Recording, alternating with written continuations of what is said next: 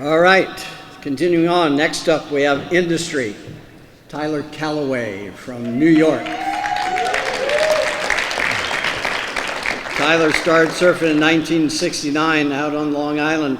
He told me the city. I can't pronounce it. Tyler, what's the city? Quogue. Quohue. You tell me, okay? His first surfboard was a 610 Design 1 by Bunger, one of the most famous manufacturers out on Long Island. I first met Tyler Callaway. I worked at a surf shop down in Jupiter. I think he was 16 years old. He came into that surf shop, and we've been friends ever since. We've run across each other for years and years, and it's really an honor to watch this gentleman take over the industry. He's done amazing things. He competed a little bit.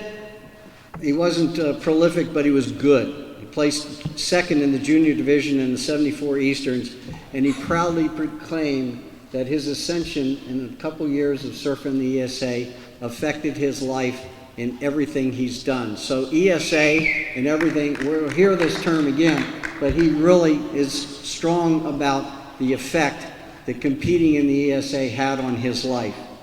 Following year, he finished third at the U.S. Championships in Texas. Then he went out to the U.S. Championships in Hawaii. Didn't do a result there, but he decided to stay. He ended up staying for 5 years, got a college degree, got a job working in a surf shop, moved home, and got to work, working his way up the ladder in the surf industry. So he's got a long history. He had a string of jobs with Locomotion Beach Town, Pacific Sunwear Rusty, and Reef, and from 1983 to 97. And then in 97, he was ready to ascend the ladder through FCS. But let me give you one thing that he did in Reef. How many of you remember the Reef Girl promotional campaign? Tyler Callaway, his idea. All right. Was there any fringe benefits? In 1997, he started FCS as the director of U.S. operations and quickly ascended to president and CEO from 98 to 97. He created the category of changeable fins in the surf industry. Did not exist. Everybody used glass-on fins, and within a year, he had changed that. His slogan was, "Change your fins, change your surfing." He won 3 NSSA National Masters Championships in the 80s and 90s, took the Legends title in 2015 at Surfing America U.S. Championships. Ladies and gentlemen, Tyler Callaway.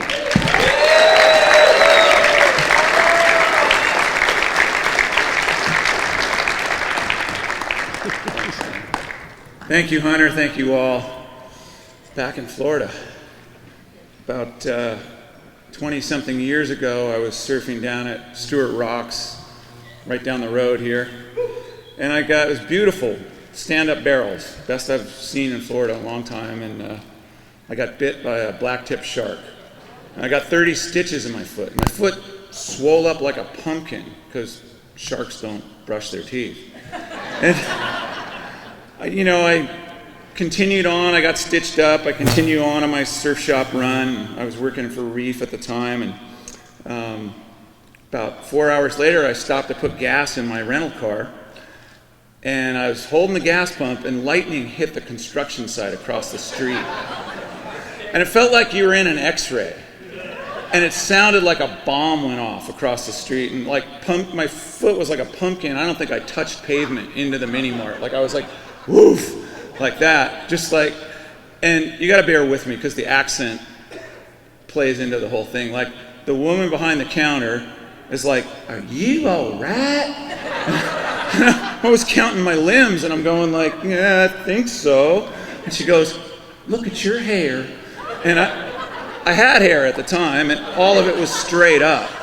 And I'm just going "Oh." And she looks at me and she goes, "What happened to your foot?"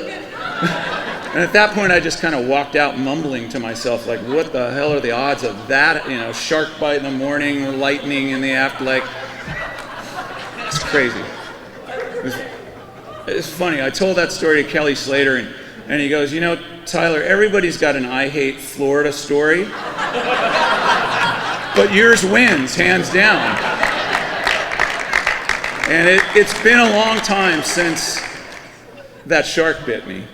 And this industry has changed a lot, and I'm inducted for industry, so I want to talk about that. Like, there's been a lot of changes, and companies that we thought were institutions and brands that we thought would be here forever are gone or restructured, and the landscape looks different now. But the East Coast Hall of Surfing Hall of Fame is still here, and that's important because it is a reflection of what we do and who we are as a culture and everything that is sort of good about being a surfer. And it holds our community together. It's a pillar of the community. And I'm honored to be up here tonight. I'm humbled to be inducted by my peers and my heroes and to be among this class of 2020. And I still claim the East Coast. I've lived on the West Coast for 30 years. I'm proud of where I came from. And in that time on the West Coast, I was lucky enough to get to work for some companies like FCS and Reef and Rusty and take them to the top of the market. And we did a lot of cool things, and I got to, kind of help people get a grip on the relationship between surfboard fins and performance and see the way that affects things and change the way boards are sold in retail. And got to work with so many great athletes like, shapers, designers, retailers, board builders, far too many to mention. I know Matt Biolas is here, and Mike Riola, and Damo, and Matt Keckley, and there's far too many to name here. But it's an amazing thing, and I'm lucky. Today I'm still busy. I have a consulting business. I get to work with some of the most dynamic brands in the industry. I have a friend, Jamie Meiselman, who's here, and he and I started a boot company. We make custom moldable wetsuit boots called Solite, best you'll ever wear. I live on the beach in San Diego with my beautiful partner, Holly, and her 2 kids, Brianna and Trey. I think they're watching on Facebook. I love you guys. And it's been a great ride. This industry was founded by brave entrepreneurs, surfers who wanted to make a living doing what they loved and were determined, and this room is full of them.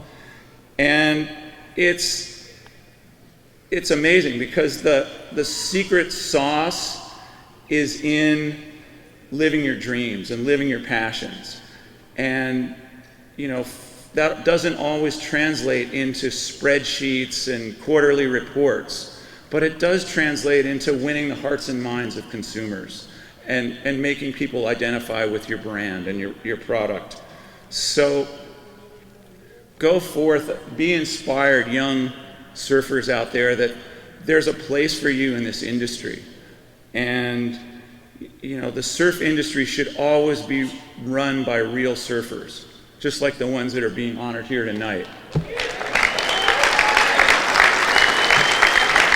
So thank you, East Coast Hall of Fame, and thank you all.